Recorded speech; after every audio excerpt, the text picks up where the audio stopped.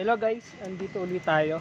Nakita uli natin si nanay na nanghingi dati ng pambiling kape. Ito na po yung sitwasyon niya ngayon. Sobrang medyo malala na siya. Kagaling lang pala niya sa ospital. Ito, kahapon lang din siya lumabas. Wait lang na yan. Mabuti. Na-hospital daw po kayo, sabi? Oo. Anong naging sakit niyo doon, Nay? Wala. O bakit pinalabas kagad kayo? Parang ang hirap pa kayong makatayo at ha? Tuhod mo? Oo. Sabi ni nanay, may anak daw po kayo. Anong pangalan ng anak nyo? Pangalan po? Anthony Jean Morales. Morales.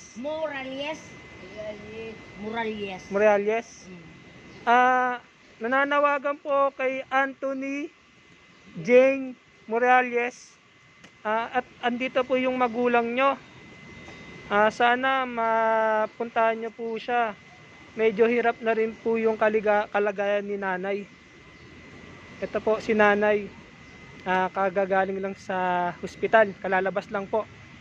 At sana rin po kung sino man na mayroong mabuting magandang loob, sana tulungan po natin si nanay. Andito po siya na nakahiga lang sa tabi-tabi. Matatagpuan po siya dito sa barangay 668 668. Malapit lang po sa barangay hall. Sa anak po ni nanay na kay Anthony, sana po puntahan niyo po siya. Ayan po. Yan po yung kalagayan ni nanay.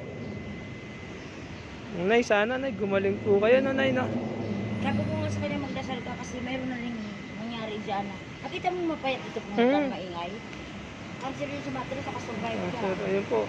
Ang payat na nun, sobrang buto-buto na yun, akala ko nga maano na yun.